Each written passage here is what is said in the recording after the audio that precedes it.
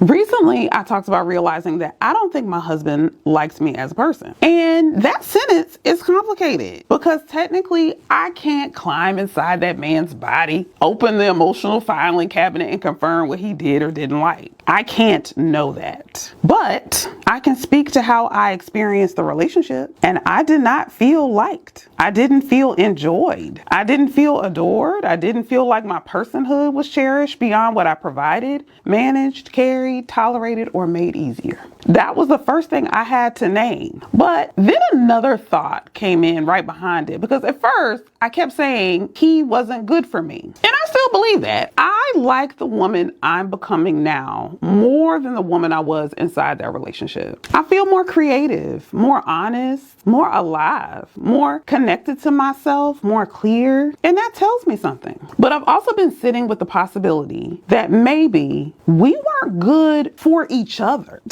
And I do want to be careful with that, because that doesn't mean the harm was equal. It doesn't erase the neglect. It doesn't make emotional absence okay. And it damn sure doesn't mean I'm blaming myself for what I needed, what I asked for, or what I finally stopped accepting. Let's not confuse maturity with me handing myself a backpack full of blame. I'm not carrying that. What I mean is, maybe the dynamic brought out versions of both of us that neither of us were proud of. In that relationship, I became more anxious, more explanatory, more emotionally hungry, more vigilant, more desperate to be understood. And he became more avoidant, more defensive, more shut down, more resistant, more convinced that my needs meant something was wrong with him or wrong with us. And maybe that wasn't love at its healthiest. Maybe that was two people constantly activating each other's wounds and calling it trying. That's a hard thing to admit, because when you've been hurt, part of you wants the story to stay clean. He wasn't good for me. That sentence is true, but I don't know that it's the whole truth. And this is the part I've been sitting with lately. There is a real possibility that one day he meets somebody who genuinely inspires him, someone he adores, somebody who makes something in him want to rise. Not because she begs him, not because she gives him a PowerPoint presentation on emotional intimacy, not because she explains the same thing 12 different ways until her spirit is in the corner with the blanket over its head, but because something in him wants to meet her there. And I'll be honest, a while ago, that thought would have taken me the fuck out, because for a long time, I wanted to be that woman. I wanted to be the reason. I wanted to be the woman he finally saw clearly, the woman who inspired the change, the woman he looked back on and said, she was the best thing that ever happened to me, and I should have loved her better. And listen, I still wouldn't hate the review.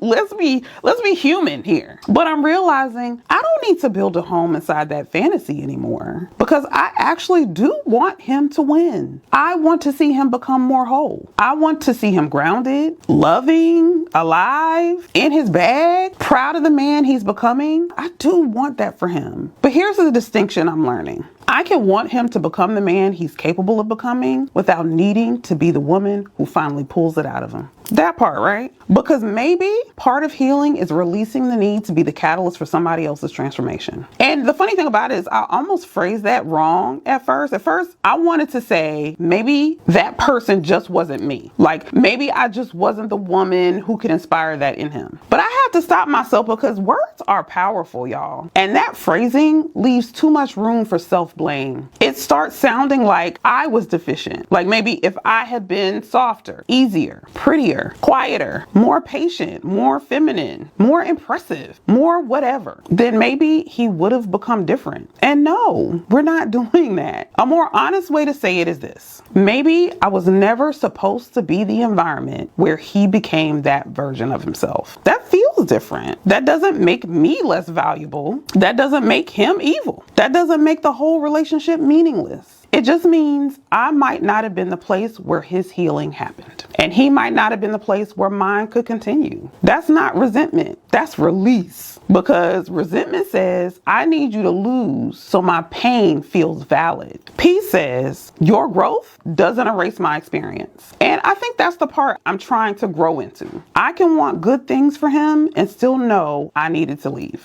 I can hope he becomes better and still refuse to be the woman who had to be broken for him to maybe one day become whole. I can wish him healing without volunteering to be the classroom, the mirror, the mother, the therapist, the test, the sacrifice. No, thank you. Because sometimes the deeper grief is realizing someone wasn't good for you. But the even deeper maturity is realizing maybe the two of you weren't good for each other. Not because you were unworthy, not because they're incapable of ever loving anybody, but because the dynamic kept asking both of you to become versions of yourselves you didn't like. And sometimes love isn't proven by staying until somebody becomes who they could be. Sometimes love, including love for yourself, is accepting that you might not be the environment where the best self emerges. And they might not be the environment where yours survives.